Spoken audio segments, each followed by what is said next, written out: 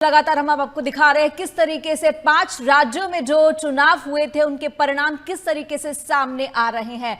चाहे पश्चिम बंगाल की हम बात करें, पश्चिम बंगाल में कांटे की टक्कर देखने को मिल रही है। हालांकि जिस तरीके से रुझान सामने आ रहे हैं और जिस तरीके से बातें निकलकर सामने आ रही, कहा जा रहा है कि बीजेपी इस बार पश्चिम बंगाल में बाजी पलट सकती है। वहीं आसाम की बात करें तो आसाम में जो है हैट्रिक लगाने वाली बात सामने आ रही है बीजेपी की, जिस तरह से रुझान सामने आ रहे हैं। क्योंकि इलेक्शन कमीशन की हम बात करें, धीरे धीरे जो है अभी गिनती शुरू हुई है, तो अभी रुझान सामने आने शुरू हुए हैं। कुछ ही देर बाद एक एक करके रिजल्ट सामने आएंगे।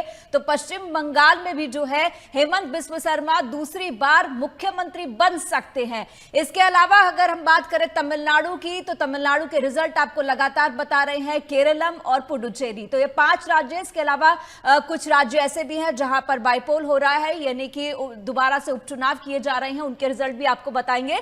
लेकिन इस वक्त हमारे साथ तमाम इन चुनाव रुझानों के ऊपर बातचीत करने के लिए नागेंद्र परमार हमारे साथ हमारे मेहमान जुड़ रहे हैं। नागेंद्र जी, बहुत बहुत स्वागत है आपका। जिस तरीके से रुझान, सबकी नजरें इस वक्त जो है पश्चिम बंगाल पर टिकी हुई है, जिस तरीके से रुझान सामने आ रहे हैं, चाहे टीएमसी वाले हो, चाहे बीजेपी वाले हो, और चाहे टीएमसी और बीजेपी वालों से अलग क्यों ना हो, सबके दिल की धड़कनें बढ़ी हुई है।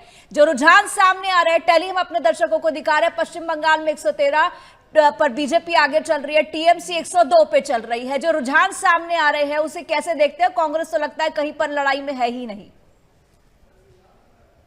जी पूजा जी, आपने ठीक कहा कि पहली बात तो कांग्रेस और वाम दल अब बंगाल की इस लड़ाई में है ही नहीं, सत्ता की लड़ाई में वो पिछड़ चुके हैं। मुख्य तौर पे ज्यादातर सीटों पे जो चुनावों पे मुकाबला है वो तृणमूल कांग्रेस और भाजपा के बीच में।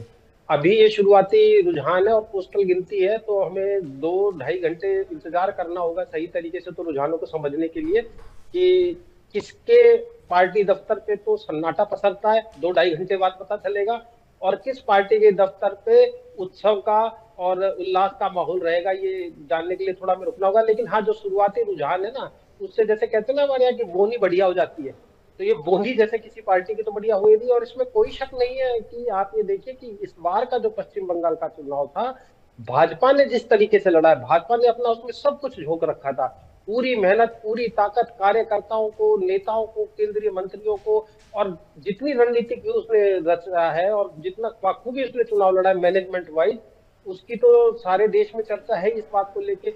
और पश्चिम बंगाल वैसे भी महत्वपूर्ण है। आप देखिए पश्चिम बंगाल की जो राजनीति है उसमें नेताओं का आक्रामकता, कि उनका अंदाज कैसा रहेगा, उनका कॉन्फिडेंस क्या रहेगा, और कितनी आक्रामकता के साथ वो विपक्ष पे प्रहार करते हैं, तो ये हमने दोनों तरफ देखने को मिला। ममता बनर्जी तो हैं, वो अपने आक्रामक अंदाज के लिए जानी ही जाती हैं, लेकिन आप देखिए इस प्रचार के दौरान चाहे हमारे प्रधानमंत्री नरेंद्र मोदी हो, चाहे देश के गृह मंत्री और भाजपा के मुख्य रणनीतिकार अमित शाह हो, उन्होंने भी किस आक्रामकता के साथ पूरे चुनाव के प्रचार किया है।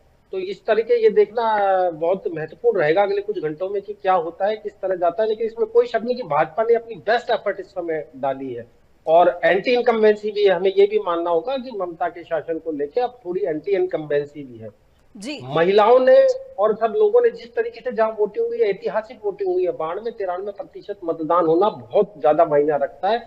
और ऐसे में हम ये मानते हैं कि दोनों पार्टियों के समर्थकों ने अपना मतदान करने में महत्वपूर्ण भूमिका निभाई है, और दोनों पक्ष के लोग बाहर निकले हैं, उन्होंने मतदान किया है। तो ये देख रहे हैं, अभी 2-1 घंटे बाद देखने से सही अंदाजा पता चलेगा। जी, थोड़ा सा जिस तरीके से आपने बोला है कि एंटी इनकम्बेंसी फैक्टर होगा, बहुत कुछ होगा, और जिस तरीके से हमने यहाँ पर पूरे चुनावों के दौरान देखा नागेंद्र जी, लोगों ने अपने मन की जो बात कहें या तकलीफ कहे वो भी निकाली है। कि हम अगर पिछले चुनावों से अब तक वेस्ट बंगाल में जितने इलेक्शंस हुए हैं, खास तौर से अगर ममता दीदी के रहते हुए अगर हम बात करते हैं, तो वहां पर इस तरह की खबरें आती थी, मारपीट की जाती थी। पिछले इलेक्शन की अगर हम बात करते हैं, करीब 100 के करीब जो है बीजेपी के कार्यकर्ता मारे गए थे, वहां पर लोगों को धमकाया जाता था, जो पैसे से बिके पैसे से बिक गए, इस तरह की तमाम खबरें निकल कर आती थी, ये तमाम कंप्लेंट्स आती थी, इलेक्शन कमीशन के पास भी आती थी। तो लेकिन इस बार जो है सेंटर फोर्सेस लगाई गई हैं, लोगों में एक विश्वास जगाया गया है। और खासतौर से मैं पॉइंट आउट करूंगी प्रधानमंत्री नरेंद्र मोदी की। प्रधानमंत्री नरेंद्र मोदी ने जब प्रचार किया है तो इस बार वो ममता दीदी से पर्सनल नहीं हुए हैं, उन्होंने जिस तरीके से पिछली बार दीदी और दीदी का नारा दिया था, इस बार वो थोड़ा परहेज किया उन्होंने। और जो वहां पर ग्राउंड पर काम करने वाले कार्यकर्ता हैं, चाहे वहां पर पश्चिम बंगाल के लोकल लीडर्स हैं, उनको तवज्जो दी गई है। तो दोनों चीजों को अगर हम देखते हैं तो क्या इसका बेनिफिट बीजेपी को मिलने जा रहा है, और जो अब तक ममता बनर्जी के कार्यकाल में होता आया है, क्या उसका भी फर्क पड़ सकता है? ये दोनों चीजों पर मैं आपका वो चाहूंगी एनालिसिस। जी पूजा जी, देखिए बंगाल वो राज्य है जो न केवल अपने प्री पोल वायलेंस के लिए जाना जाता है, बंगाल में पोस्ट पोल वायलेंस भी एक बहुत बड़ी समस्या रही है। चुनाव के काफी समय बाद तक हिंसा होती रही है। पूरे देश में बहुत ऐसे चुनावी राज्य थे पहले जहां हिंसा हुआ करती थी, लेकिन अब सब जगह करीब करीब खत्म है। लेकिन बंगाल ऐसा है जहां चुनावी हिंसा है और खूनी रंजिश है, खूनी चुनावी हिंसा में देखने को मिलती है, न केवल चुनाव से पहले बल्कि चुनाव के बाद में। इसीलिए केंद्र सरकार का यह फैसला था कि वहां सेंट्रल फोर्सेस को भेजा गया, क्योंकि फ्री एंड फेयर इलेक्शन हो। और ये जरूरत भी है, लोकतंत्र के लिए बहुत जरूरी है कि इलेक्शन फ्री और फेयर हो। जहां तक देखिए ममता दीदी की बात है, तो आप ये बात तो हमें माननी पड़ेगी और सभी राजनीति के जो जानकार लोग हैं वो इसे स्वीकार भी करेंगे कि ये पिछले 5 साल के दौरान जिस तरह आरजीकर वाला मामला हुआ है, मेडिकल कॉलेज वाला, उसमें आप देखिए कि महिलाओं को कहीं ना कहीं महिलाओं को लगा कि हम असुरक्षित हैं, और जिस तरीके से राज्य सरकार ने उसे डील किया, उसको डील करने का तरीका कतई अच्छा नहीं था। नौकरी की बात है, जो सरकारी नौकरी में लेन देन वाली बात उठी, वो मुद्दा भी मुख्यमंत्री ममता बनर्जी के खिलाफ गया। 15 साल की एंटी इनकम्बेंसी थी ही। और मैंने जैसा कहा कि आपने ये जो बात कही है बिल्कुल ठीक कही है कि इस बार प्रधानमंत्री हो, चाहे गृह मंत्री हो, चाहे अन्य केंद्रीय नेता हो, उन्होंने मुद्दों पे आधारित अपना चुनाव प्रचार किया है और उन मुद्दों पे उन्होंने आक्रामकता रखी है। लेकिन निजी आरोपों से और निजी जिस तरह की टीका टिप्पणियों से प्रधानमंत्री ने भी, न केवल प्रधानमंत्री बल्कि गृह मंत्री ने भी परहेज रखा है। और वो चुनाव में कहीं ना कहीं भाजपा के पक्ष में असर दिखाता हुआ नजर आएगा, मुझे ऐसा लगता है। वो इसलिए भी आएगा कि देखिए बंगाल का जो मतदाता है वो पल में तोला और पल में मासा वाली स्थिति में नहीं है। वो बड़ा समझदारी के साथ अपने वोट को डालता है और वो देखता है मुद्दों को, किस पार्टी का किस तरह का व्यवहार है, किस तरह की प्रचार है, किस तरह के मुद्दे, क्या वो हमारे लिए योजनाएं रखते हैं। इस तरह सारी चीजों के देख के चुनाव करता है। और इसीलिए आपने देखा कि जहां भी पूरे देश में बांग्ला भाषी थे, बहुतायत में वो अपने वोट डालने के लिए कम से कम अपने गृह राज्य में गए और उन्होंने मतदान किया है। जी, तो यहाँ पर हम ये भी बताएंगे कि किस तरीके से प्रधानमंत्री नरेंद्र मोदी ने पोस्ट किया है सोशल मीडिया पर। उन्होंने एक बड़ी बात कही है कि यहाँ पर श्रम जो है, जो मेहनत की गई है, ये सब उसका ही परिणाम है। तो ये थोड़ा सा हम जानना चाहेंगे कि हम बीजेपी को देखते हैं कि बीजेपी जब ग्राउंड पर उतरती है तो काफी मेहनत करती है। चुनाव प्रचार की अगर हम बात करते हैं, चुनाव प्रचार में एक चीज और थोड़ा सा ध्यान आपका जो है आकर्षित करना चाहूंगी। इस बार जब पश्चिम बंगाल में भी चुनाव के दौरान प्रचार किया जा रहा था तो वहां पर बुलडोजर का बड़ा ट्रेंड देखा गया, बुलडोजर प्रचार भी किया गया। सीएम उत्तर प्रदेश के हैं योगी आदित्यनाथ जी, उन्होंने प्रचार किया और उसके साथ साथ जहां जहां बीजेपी ने अपना प्रचार किया वहां वहां बुलडोजर सजा सजा के रैलियां निकाली हैं। इसको कैसे देखते हैं आप? जी पूजा जी, देखिए इस चुनाव में हमें ये नहीं भूलना चाहिए, इस चुनाव में मुख्य जो चुनावी मुद्दे थे, जो शासनकाल है ममता बनर्जी का, उस शासनकाल के 2-4 मुद्दे तो उसमें उठाए गए, लेकिन जो मुद्दे आम जन के बीच में छाए रहे वो मुद्दे ये थे कि एसआईआर बहुत बड़ा मुद्दा था वहाँ, घुसपैठिया बहुत मुद्दा था वहाँ, हिंदू मुस्लिम वहाँ बहुत बड़ा मुद्दा था। इसके इर्द गिर्द जब आप ये मानिए कि प्रधानमंत्री, गृह मंत्री और उसके बाद कुछ जो बड़े नेता हैं जिनके प्रचार की मांग बनी रहती है, उनमें से उत्तर प्रदेश के सीएम योगी हैं, योगी आदित्यनाथ है। और न केवल बंगाल चुनाव, हर राज्य के चुनाव में उनकी महत्वपूर्ण भूमिका रहती है कि उन्हें प्रचार के लिए बुलाया जाता है और लोग उनको सुनना, उनकी बातें जो वो कहते हैं उन्हें पसंद करते हैं। और यूपीए के स्टेट मॉडल भी बनाए योगी आदित्यनाथ के कार्यकाल में कि किस तरह एक अच्छा स्टेट मॉडल बनाए। तो योगी आदित्यनाथ ने जो कहा, क्योंकि लोगों को ये यकीन होता है कि जब योगी कहते हैं बुलडोजर मॉडल हो या घुसपैठियों के ऊपर वो बात करते हैं या और अन्य मुद्दों पे बात करते हैं, तो लोग उससे कनेक्ट करते हैं। लोगों को यकीन होता है कि क्योंकि उन्होंने अपने प्रदेश में कर दिखाया, तो उन्हें लगता है कि वो जो ये बात यहाँ कह के जा रहे हैं वो बात यहाँ भी संभव होगी। और योगी आदित्यनाथ की अब आप देखिए पूरे देश में बहुत बड़ी फॉलोइंग है। लोग उन्हें एक ऐसे नेता के रूप में देखते हैं जिसकी बातों पे, जिसकी कार्यप्रणाली पे, जिसके कहे पे विश्वास किया जा सकता है। और हिंदू बहुल जो इलाके थे वहां कहीं ना कहीं आप ये मानिए कि योगी के प्रचार की बहुत मांग थी, और उस प्रचार का सकारात्मक, मैं ऐसा मानता हूं कि सकारात्मक भी असर रहेगा इस चुनाव में। जी। यहाँ पर जिस तरीके से आपने बात कही है, हिंदू मुस्लिम की बात की है, तो यहाँ पर एक और जो है अपने दर्शकों को अपडेट देना चाहूंगी कि हुमायूं कबीर जिन्होंने कहा था कि वो बाबरी बनाएंगे, वो काफी पीछे चल रहे हैं। इस पर आप कैसे देखते हैं कि अब पश्चिम बंगाल की जनता कहीं ना कहीं विकास चाहती है, वो इन तमाम मुद्दों से हट करके अपने बंगाल के अंदर ही आजादी चाहती है, अपने पश्चिम बंगाल को आजाद देखना चाहती है। और खास तौर से अगर हम यहाँ पर बात करते हैं कि जिस तरीके से बांग्लादेशी घुसपैठियों से कहीं ना कहीं पश्चिम बंगाल के लोगों का जो हक मारा जा रहा था, एसआईआर की वजह से उस पर भी जरूर फर्क पड़ा होगा। उधर जी आपने बिल्कुल ठीक कहा। देखिए, बंगाल वो समृद्ध राज्य है जिसने आजादी के आंदोलन में बहुत महत्वपूर्ण भूमिका निभाई, और न सिर्फ स्वतंत्रता सेनानी है, शिक्षा के क्षेत्र में बहुत ही अभूतपूर्व योगदान रहा है। बड़े बड़े शिक्षाविद और अनेक अनेक लोग निकले हैं जिनकी हम लिस्ट गिनाए तो ये प्रोग्राम खत्म हो जाएगा, लेकिन नाम पूरे नहीं होंगे।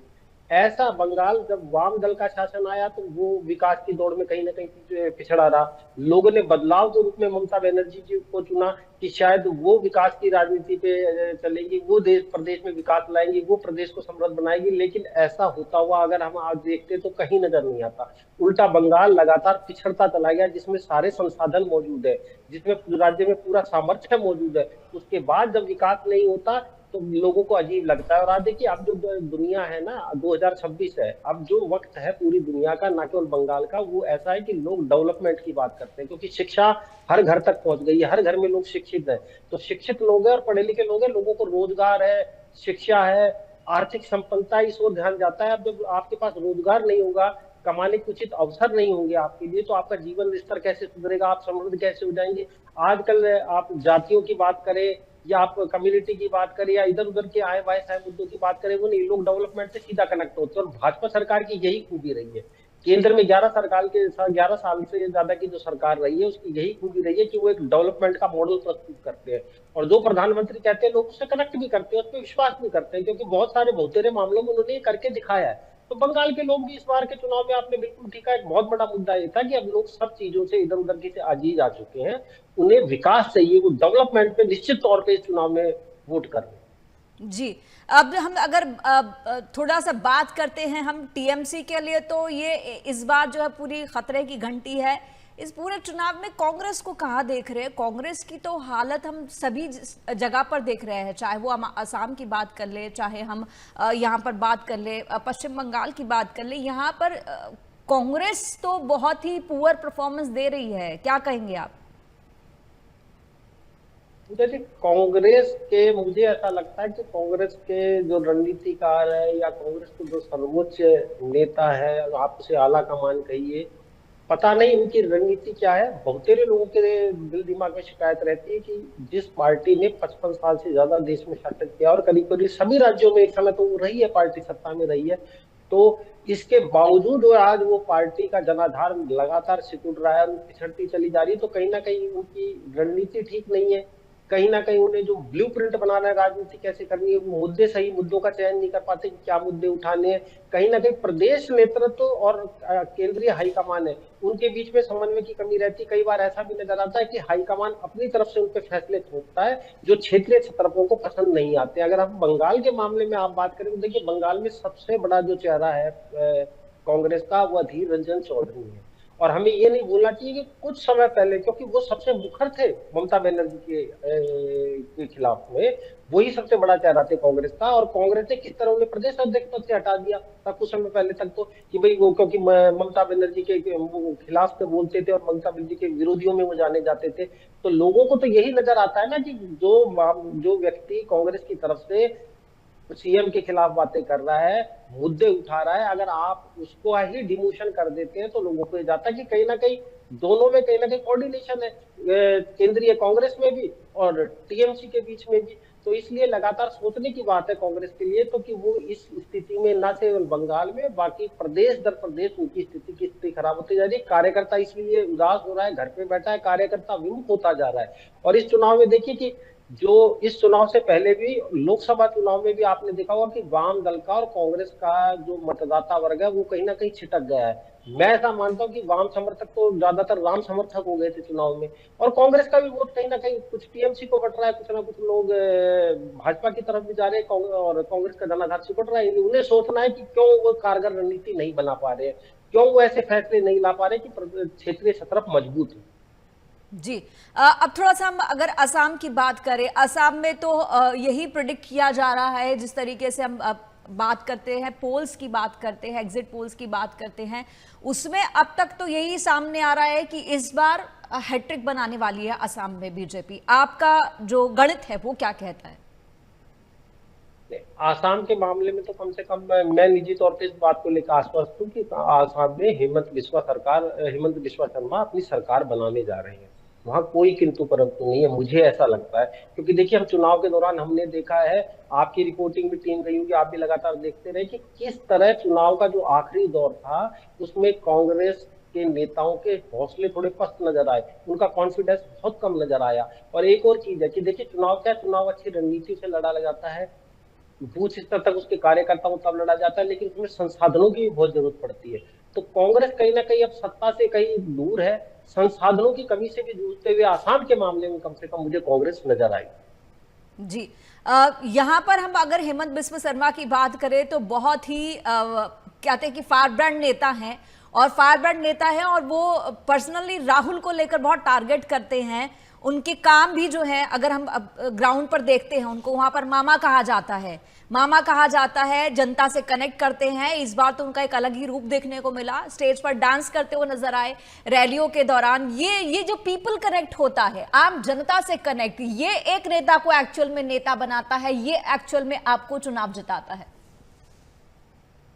बहुत जी पूजा जी, आपने बिल्कुल ठीक बात कही कि आप जब राजनीति का पिछले 8-10 साल से दौर है, हम अपने प्रधानमंत्री को इस तरह देखते हैं कि वो लोगों के साथ कितना कनेक्ट होते हैं, हम प्रदेश के अनेक नेताओं का ऐसे देखते हैं कि वो कितने कनेक्ट होते हैं। तो आज के दौर में वही राजनेता सफल माना जाता है जो जनता के बीच में अपनी सरल सौम्य छवि रखता है और उनसे कनेक्ट होता है। बंगाल, जो आप जैसे चाहे बंगाल हो चाहे असम हो, वहां की राजनीति ऐसी कि आक्रामकता वहां जरूरी है, तो इसीलिए वो फायर ब्रांड नेता के रूप में नजर आते हैं हमें हेमंत बिस्वा शर्मा। लेकिन उनका जो आपने कहा, ये जो अंदाज है हल्का उनका कि लोगों के बीच में अचानक सुरक्षा प्रोटोकॉल छोड़ के तोड़ के चला जाना, उनसे मिलना, उनसे कनेक्ट करना, हल्के फुल्के अंदाज में डांस करना या उनके साथ शामिल होना, ये इस तरह की चीजें जो जनता का दिल जीतता है, मतदाताओं का दिल जीतता है, मतदाता कनेक्ट हो तो उन्हें ऐसा लगता है कहीं ना कहीं कि ये जो नेता, ये हमारे बीच का ही नेता है। ये अगर कल को मुख्यमंत्री नेता जितना अप्रोचेबल होता है, मेरे को लगता है नागेंद्र जी, जितना अप्रोचेबल होता है, जनता उसके पास जिस तरीके से जा सकती है, अपनी बात, अपनी समस्या, अपनी परेशानी रख सकती है,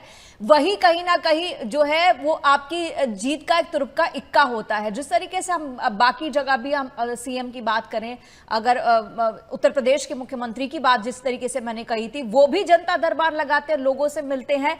यहां पर मैं थोड़ा सा आपके से तवज्जो अब थोड़ा सा हटके चाहूंगी तमिलनाडु के ऊपर। थेलापति विजय की जो पार्टी है वो तो बहुत ही ट्रिमेंडसली परफॉर्म कर रही है, जिस तरीके से हम देख पा रहे हैं डीएमके के साथ कांटे की टक्कर चल रही है। थेलापति विजय पहली बार चुनाव में उतरी है उनकी पार्टी।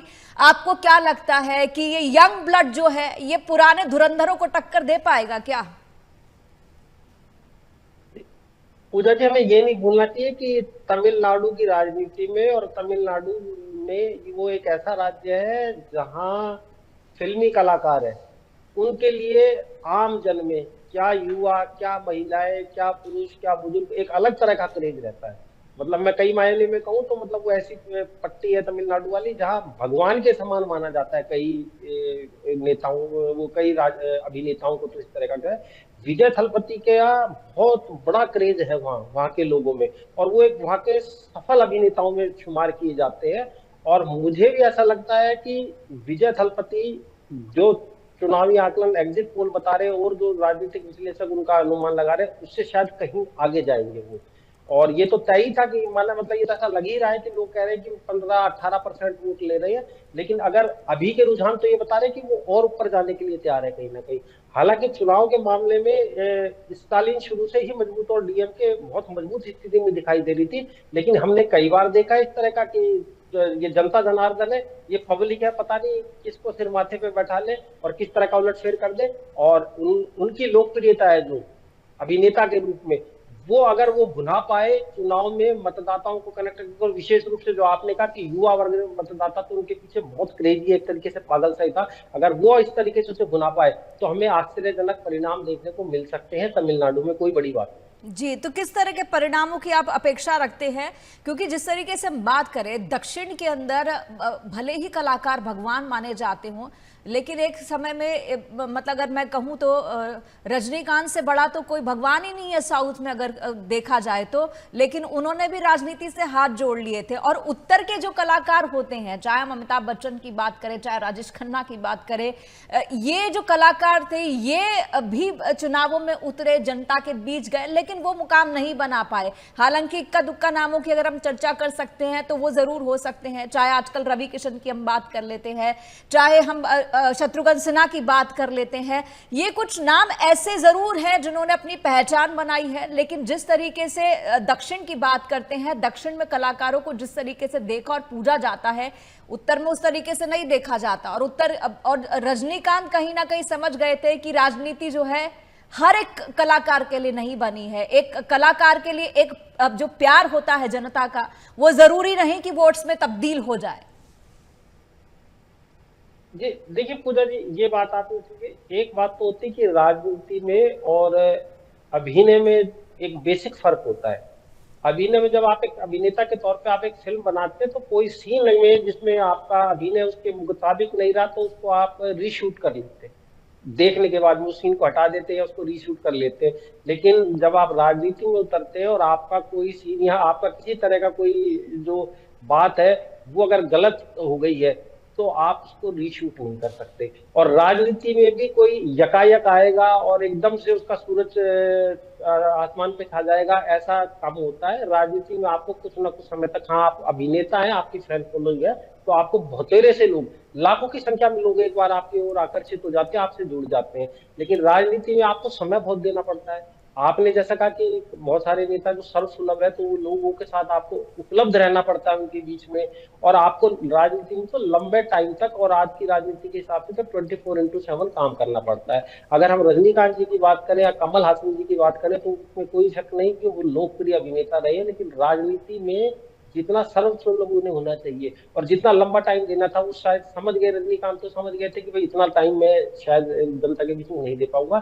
लेकिन जयललिता से लेके करुणा जी से लेके, और हम देखते हैं उन लोगों को जिन्होंने समय दिया है, जिन्होंने पब्लिक से कनेक्ट किया है और वो लगातार राजनीति में जूझते रहे हैं, तो उन्होंने अपनी सफलता के झंडे राजनीति में भी गाड़े हैं। अब जैसे हम उत्तर भारत की बात करें, बहुत सारे अभिनेता आए राजनीति से प्रेरित होकर और राजनीति में आए भी, एक आधी बार वो एमएलए एमपी भी बन गए। लेकिन देखिए सुनील दत्त का समर्पण देखिए आप, शत्रुघ्न सिन्हा का आप समर्पण देखिए कि वो जिस तरह आए, लंबे टाइम तक काम किया, तो लोगों ने उन्हें सिर माथे पे बैठाया भी। लेकिन अगर आप कनेक्ट नहीं कर पाते, बन जाते हैं, तो वन टाइम आप रह जाते हैं, अगर फिर पब्लिक के बीच में आप नहीं रह पाते। जी जी, वो देखना होगा तमिलनाडु में क्या होगा। लेकिन एक जो बड़ी खबर हम आपको बता दें कि जिस तरीके से अपने हमारे दर्शकों को बता दें कि शुभेंदु अधिकारी जो है नंदीग्राम सीट से और भवानीपुर सीट से दोनों पर ही आगे चल रहे हैं, और आमने सामने की टक्कर भवानीपुर सीट से जो है ममता बनर्जी से है। किस तरीके से नागेंद्र जी आप देखते हैं इस पूरी टक्कर को, शुभेंदु अधिकारी का दोनों सीट पर आगे निकलना? हालांकि बात यही कही जा रही है कि उनको जो है मुख्यमंत्री बनाया जाएगा, मुख्यमंत्री का चेहरा वही है इस वक्त, अगर बीजेपी वहां पर जीतती है, जिस तरीके से तमाम चीजें निकल कर आई। अब इन दो सीटों पर आगे निकलना, ममता बनर्जी का पीछे चलना, ये क्या दर्शाता है? देखिए इस पूरे चुनाव में हमने देखा कि शुभेंदु अधिकारी कितने कॉन्फिडेंट नजर आए और कितने कूल नजर आए। पिछले चुनावों में उन्होंने नंदीग्राम में हालांकि ममता बनर्जी को हरा दिया था, लेकिन पिछले चुनाव में हम देखें तो वो कहीं ना कहीं थोड़े से पजल नजर आए, थोड़ा थोड़ा रिएक्शन जल्दी देते हुए नजर आए। लेकिन इस पूरे चुनाव के दौरान जो मैंने देखा, शुभेंदु अधिकारी पूरी तरह कॉन्फिडेंट नजर आए और कूल नजर आए। और इसमें कोई शक है नहीं कि वो भाजपा की केंद्रीय नेतृत्व की पसंद है, और कम से कम पश्चिम बंगाल के लिए तो भाजपा का तुरुप का इक्का है। तो इस भाजपा के लगातार केंद्रीय मंत्री है और बड़े नेता है, वो लगातार उन्हें प्रमोट करते नजर आए, और उस प्रमोशन का ही, और आप इसे नतीजा कहिए या परिणाम कहिए, कि उनकी लोकप्रियता इस समय पश्चिम बंगाल में कम से कम भाजपा के नेता के रूप में चरम पे थी, और जी उन्होंने उसी तरीके से उसको निभाया भी। और क्योंकि वो एक बार पहले ममता बनर्जी को हरा चुके हैं, तो उनका कॉन्फिडेंस हाई है।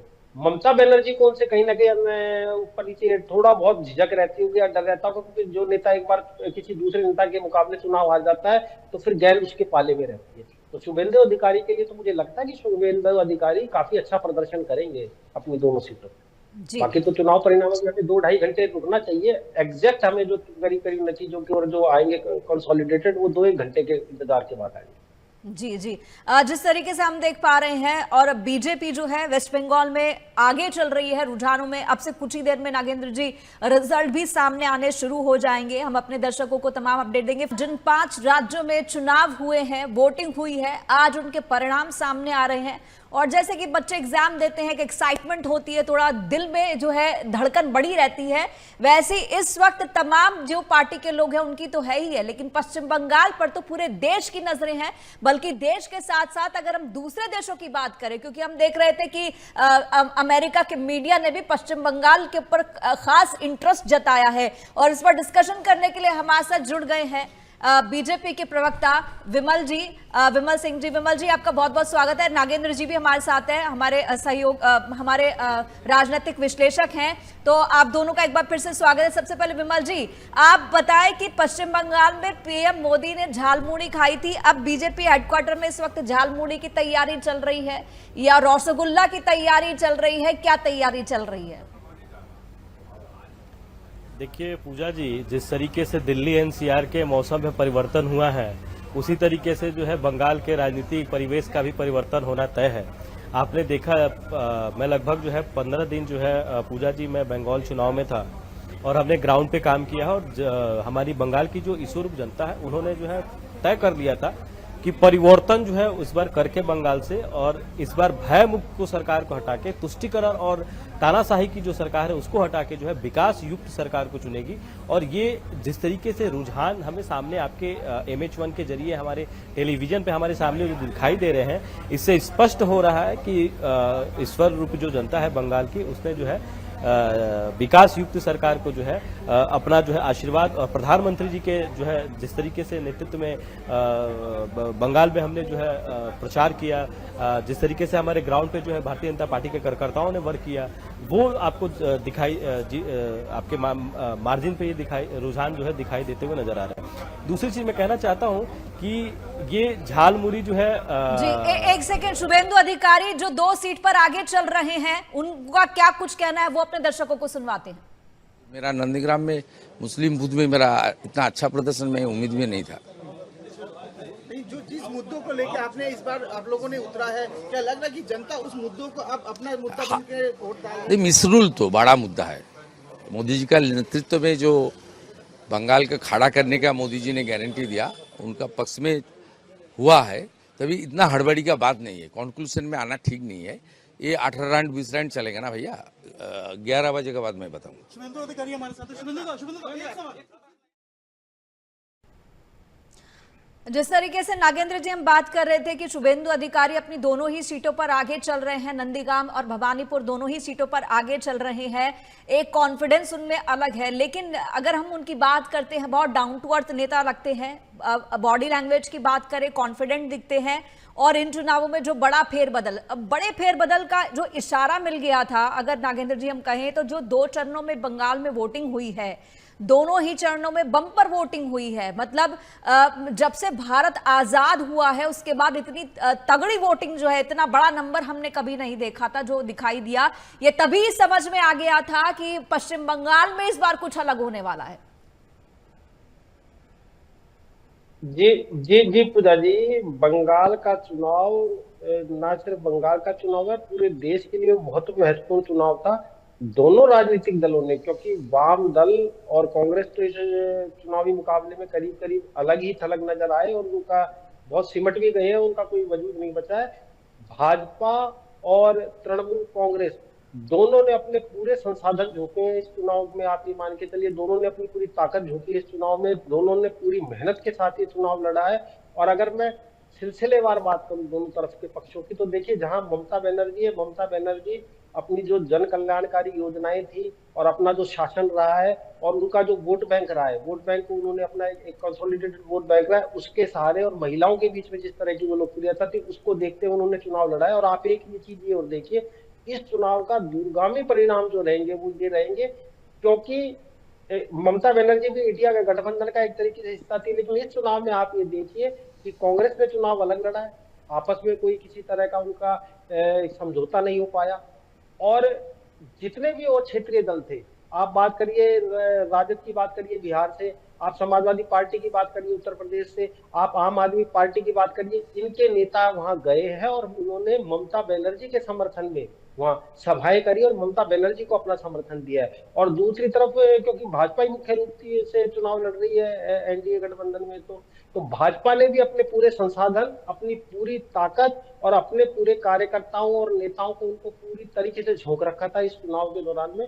और इस चुनाव का एक बहुत लंबा जो असर है, जो भी जीतता है वो ये है कि भाजपा के लिए मुख्य चुनौती ममता बनर्जी को वो मानती है। जितनी वो आक्रामकता के साथ उन पे प्रहार करती हैं, मुद्दे उठाती हैं, जिस तरीके से वो भाजपा के खिलाफ बोलती है, तो उनकी आक्रामकता कहीं ना कहीं अन्य जो विपक्षी नेता हैं उनके मुकाबले को ज्यादा मुखर नजर आती है।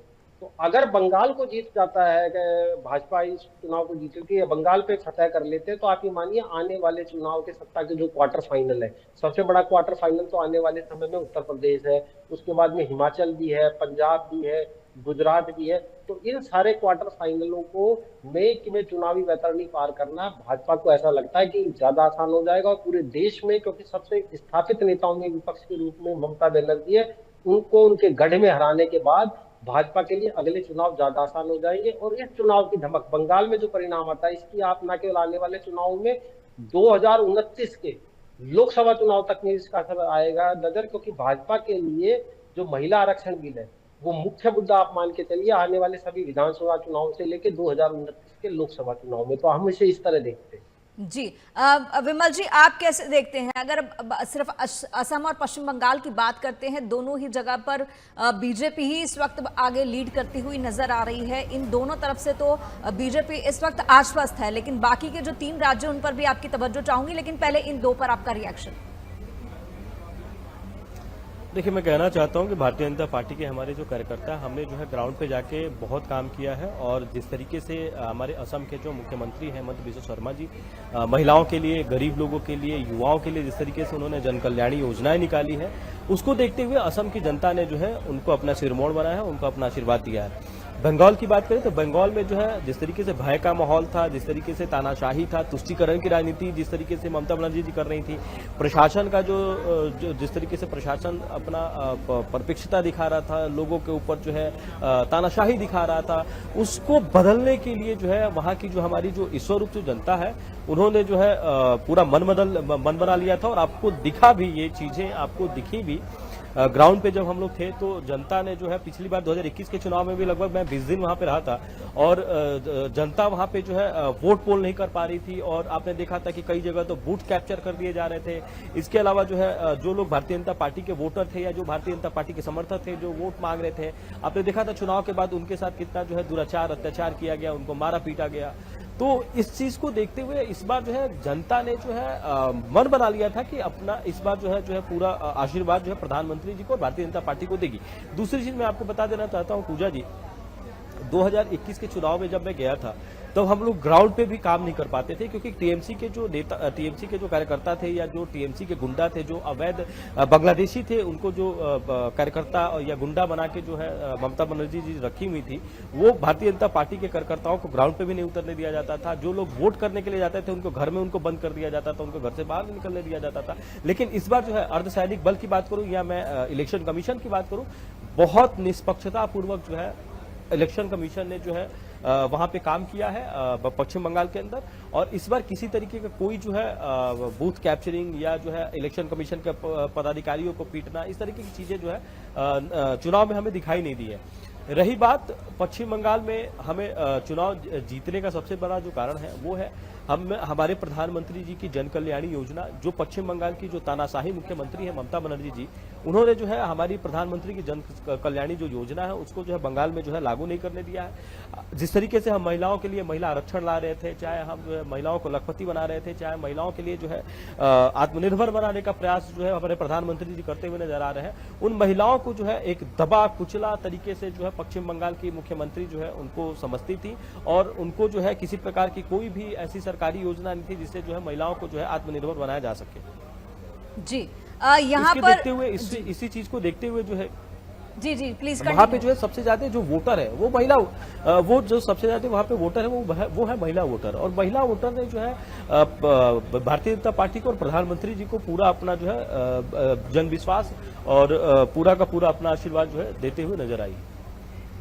जी यहाँ पर एक दिलचस्प मुकाबला और देखने को मिल रहा है तमिलनाडु में स्टालिन की पार्टी तीसरे नंबर पर खिसक गई है और जो बाजी मारती दिखाई दे रही है वो एक्टर विजय, उनकी पार्टी टीवी के आगे निकलती जा रही है। एआईएडीएम के दूसरे नंबर पर आ गई है। यह आंकड़ा अपने आप में एक बहुत बड़ा दिलचस्प जो है तस्वीर पेश कर रहा है। सीधा जो है हम अपने मेहमानों की तरफ रुख करेंगे। नागेंद्र परमार जी हैं और विमल सिंह जी हमारे साथ है। विमल जी, थोड़ा आपसे तवज्जो चाहूंगी। तमिलनाडु के परिणाम कुछ अलग कहानी कह रहे हैं। जिस तरीके से तमिलनाडु की हमने बात की, स्टालिन की पार्टी तीसरे नंबर पर है और जिनसे आपका अलायंस है एआईएडीएमके की पार्टी दूसरे नंबर पर है और एक्टर विजय की पार्टी पहले नंबर पर आ गई है।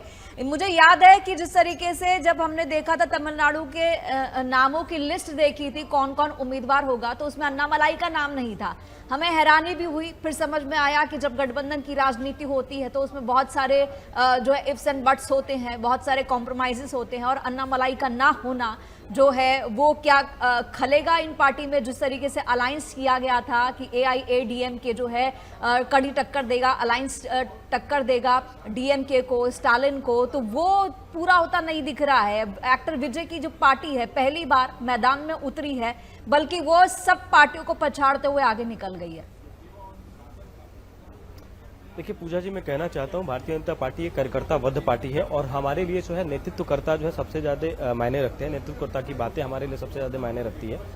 हमारे जो कार्यकर्ता होते हैं बहुत संवेदनशील कार्यकर्ता होते हैं। हम जो है एक कर्तव्यबद्ध तरीके से जो है हम काम करते हैं। मैं आपको बता देना चाहता हूँ पूजा जी, जिस तरीके से आप पूछ रहे हैं अन्नामलाई जी के बारे में, तो भारतीय जनता पार्टी जो है कि जो कार्यकर्ता है वो अपने नेतृत्व की बात को मानते हैं। नेतृत्व जो कहता है कार्यकर्ता वही कहते हैं। मैं आपको कहना चाहता हूं कि जो हमारा अलायंस है एआईएडीएमके जो है इस बार जो है थोड़ा सा हम अभी रुझानों में हम पीछे जाते हुए दिखाई दे रहे हैं, लेकिन मैं पूजा जी आपको स्पष्ट करना चाहता हूं, जब ये रुझान जो है सीट में तब्दील होगा तो आप देखिएगा कि भारतीय जनता पार्टी और एनडीए जो हमारा एआईएडीएमके है वो जो है आगे बढ़ता हुआ नजर आएगा। और पिछली बार की तरह मैं बता देना चाहता हूं, देखिए हमारे जो है अटल बिहारी वाजपेयी जी जब जो है भारतीय जनता पार्टी के राष्ट्रीय अध्यक्ष थे तो उन्होंने कहा था कि अंधेरा हटेगा, सूरज आएगा और कमर खिलेगा। तो मैं कहना चाहता हूं कि आपने देखा था जब भारतीय जनता पार्टी जब 1980 में बनी थी तो यही कांग्रेस के लोग और यही विपक्ष के लोग कहते थे कि जो है छोटी पार्टी है, नई नवेली पार्टी है, क्या कर लेगी। लेकिन आज देखिए यही छोटी पार्टी, नई नवेली पार्टी जो है आज जो है भारत के लगभग कई स्टेट में जो है एनडीए की सरकार है, भारतीय जनता पार्टी की सरकार है। तो हम साउथ में बहुत गंभीरतापूर्वक आप बात को कहीं और ले गए। नागेंद्र जी, तमिलनाडु पर आपकी पूजा जी मैं उसका जवाब देना चाहता हूं। हम बहुत गंभीरतापूर्वक जो है इस चीज को जो है एक्सेप्ट करते हैं कि साउथ में जो है भारतीय जनता पार्टी के जो है बहुत कम जो है सीटें हैं। लेकिन मैं आपको स्पष्ट कर देना चाहता हूं कि 2014 में 14 से पहले भारतीय जनता पार्टी का जनाधार नहीं था साउथ में, चाहे केरल की बात करूं, चाहे मैं तमिलनाडु की बात करूं।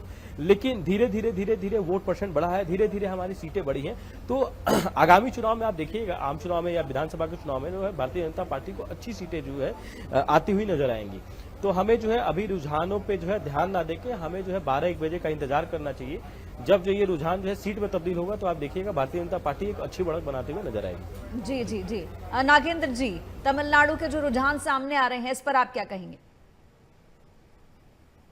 पूजा जी देखिए, तमिलनाडु की जहां तक बात है तो अगर हम भाजपा के रूप में देखते हैं तो भाजपा के पास ना तो एक सर्वमान्य चेहरा है प्रदेश स्तर पे, ऐसा कोई नेता है भाजपा के पास जो तमिलनाडु में स्वीकार्य हो, और ये भी मानना होगा कि भाजपा के पास बूथ ब्लॉक लेवल तक संगठन अभी पूरी तरीके से समृद्ध और सुदृढ़ संगठन अभी तैयार नहीं है। इसीलिए वहां भाजपा जो है वो गठबंधन की राजनीति करती है। इसमें हम जो पहले भी दौर में हमने चर्चा में बात करी, विजय थलपति की टीवी के पार्टी का उभरना और विजय थलपति का उभरना, पहले से ये माना जा रहा था कि वो एक अच्छा खासा वोट में सेंध लगाएंगे, लेकिन वो वोट बैंक के किसके में सेंध लगाएंगे, क्या वो AIADMK के में लगाएंगे या DMK के वोट में सेंध लगाएंगे, ये देखना बाकी था।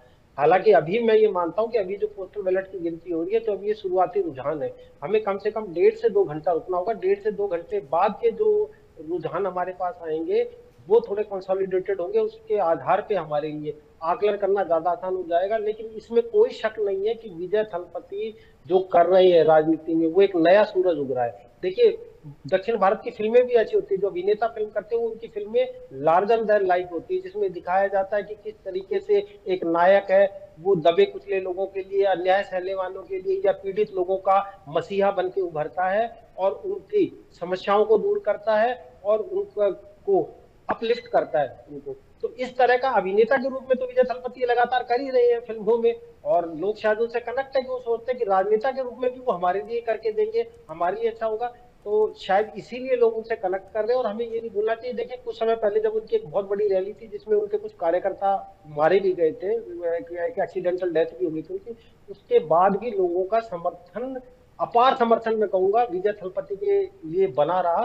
तो ये उनकी लोकप्रियता दिखाता है और ये लोकप्रियता अभी रुझानों में दिख रही है। अगर कुछ समय और 1 घंटे 2 घंटे ये टिकी तो आप ये मानिए एक नया आश्चर्यजनक परिणाम तमिलनाडु का हमें देखने को मिल सकता है। वरना मैं मानता हूं कि शायद जो ये टक्कर है वो स्टालिन ही ज्यादा ऊपर रहेंगे अगर ये परिणाम बदलता है तो। और हो सकता है कि टीएम के एक नया सूरज के रूप में, टीवी के माफ कीजिएगा, टीवी के एक नया सूरज के रूप में उभरे विजय थलपति के रूप में हमें एक नया नेता तमिलनाडु की राजनीति में स्थापित राजनेता देखने को मिले। जी, किसी को एक्टर विजय के इस मूव पर भरोसा हो ना हो, उन्हें जरूर था, क्योंकि उन्होंने अपने रिजॉर्ट में 100 लोगों के रहने का इंतजाम कराया।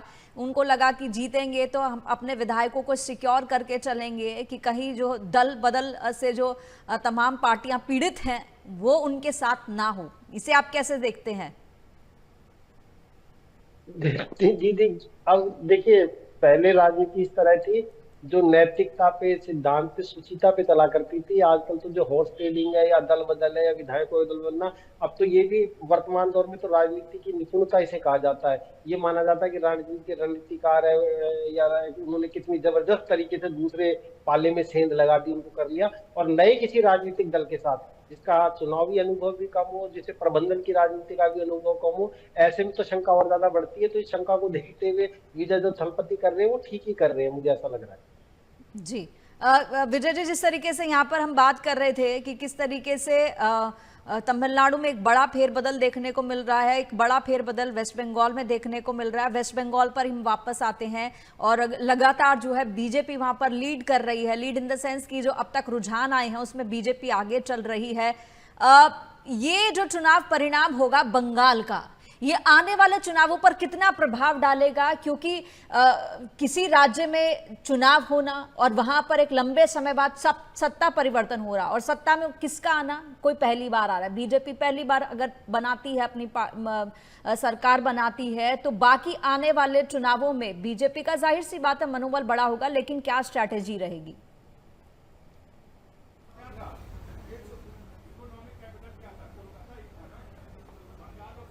विमल जी। जी पूजा जी, माफी चाहूंगा, मैं आपकी आवाज नहीं सुन पाया। जी, मैं जानना चाहूंगी, उलटफेर हम वेस्ट बंगाल में भी देख रहे हैं, तमिलनाडु में भी। वेस्ट बंगाल अगर बीजेपी जीतती है तो जाहिर सी बात है कि मोटिवेशन हाई होगा, जोश हाई होगा। तो आने वाले चुनावों में, आने वाले कुछ ही महीनों में, चंद महीनों में कुछ और स्टेट्स में भी जो है इलेक्शन होने वाले हैं, उसमें कितना देखते हैं कि कितना मतलब पार्टी में कॉन्फिडेंस रहेगा, क्या तैयारी रहेगी, कितना फर्क पड़ेगा? देखिए पूजा जी, मैं कहना चाहता हूं भारतीय जनता पार्टी हर चुनाव को जो है पूरे जोर थोर से लड़ती है। हम जो है हर चुनाव में, चाहे वो हम किसी भी राज्य का अगर चुनाव हारते हैं तो उसी दिन से जो है उस राज्य में जो है हम दोबारा से पूरे और जोश के साथ जो है लग जाते हैं कि किस तरीके से फिर आगामी चुनाव में जो है हम यहाँ पे जीत हासिल करें। तो भारतीय जनता पार्टी जो है हमेशा जो है, देखिए हम सत्ता की राजनीति नहीं करते, हम विकास की राजनीति करते हैं। हम जनता के बीच में जाते हैं, हम जनता के बीच में जाके अपने प्रधानमंत्री जी के जन कल्याणी योजनाओं को गिनाते हैं। हम जनता के बीच में जाके हम जनता के जो है प्रधानमंत्री जी के जो है जो जन कल्याणी योजना है, जो प्रधानमंत्री जी जो है जो कहते हैं वो करते हैं, उस बात को हम बताते हैं और जनता जो है हमें अपना जो है आशीर्वाद और अपना सिरमौर देती है। और इसके अलावा देखिए पूजा जी, विमल जी, आप मेरा सवाल शायद जैसे, समझे नहीं। जनता पश्चिम आपको बंगाल, बहुत से राज्यों में प्यार दे चुकी है, बहुत से राज्यों में आशीर्वाद दे चुकी है, बहुत से राज्यों में जनता आपका साथ दे चुकी है, आपकी सरकार बना चुकी है, लेकिन कुछ राज्य हैं जो अब तक बीजेपी से अछूते हैं, उनमें से बंगाल भी है। मैं उसकी बात कर रही हूँ। बंगाल जीता जाता है तो उसके बाद क्या स्ट्रैटेजी होगी? आने वाले कुछ समय बाद जो है कुछ और राज्यों में चुनाव होने हैं, तो ये जीत अपने आप में ऐतिहासिक जीत है, इसे कैसे भुनाएगी बीजेपी?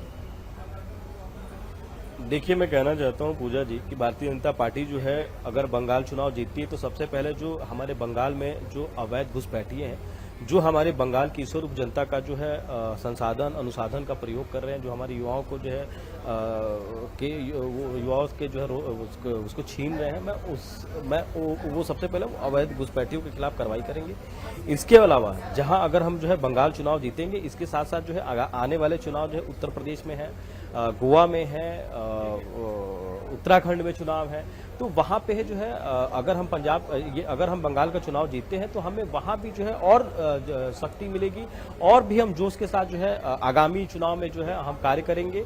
और पश्चिम बंगाल की जीत जो है हमारे लिए सबसे अहम जीत है, क्योंकि भारतीय जनता पार्टी जो है जब से हमारा देश आजाद हुआ है तब से जो है भारतीय जनता पार्टी जो है कभी जो है बंगाल के अंदर जो है सत्ता में नहीं रही है। तो हम जो है बंगाल के लोगों से जुड़ेंगे और बंगाल में जो है बंगाल के लोगों के लिए काम करेंगे।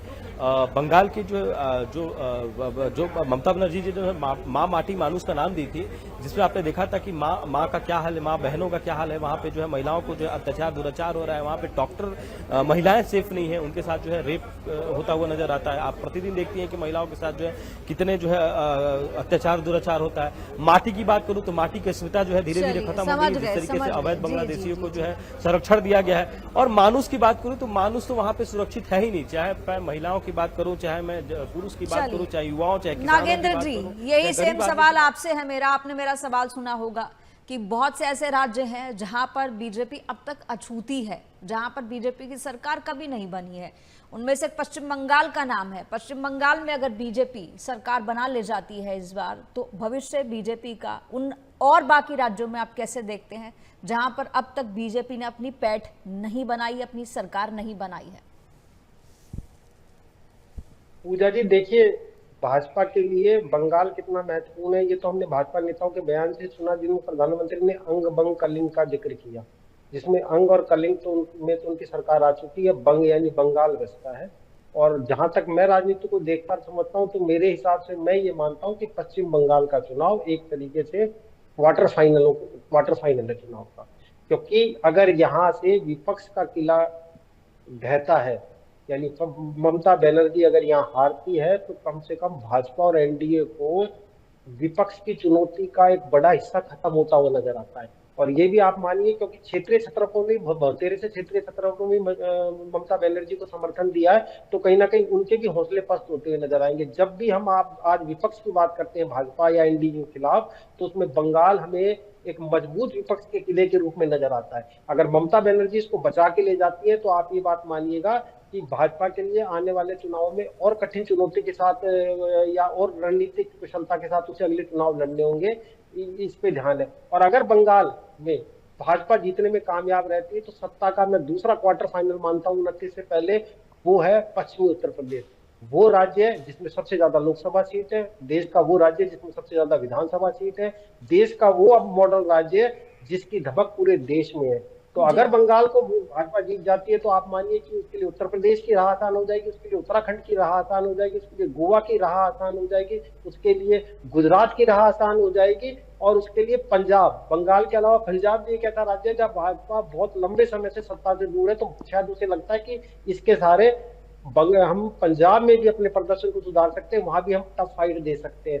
और इन्हीं के इर्द गिर्द, इन्हीं राज्यों के इर्द गिर्द आप मानिए कि 2028 से तो लोकसभा चुनाव की तैयारी हो जाएगी, जी जो लोकसभा चुनाव 2029 में आना है। और यही सबों को ध्यान में रखते हुए हमें ये नहीं भूलना चाहिए कि जो महिला आरक्षण वाली बात भाजपा करती है, तो भाजपा ने तो कहीं ना कहीं अपना मुख्य मुद्दा बता दिया है, जिसके इर्द गिर्द चुनाव की रणनीतियां वो रचेगी।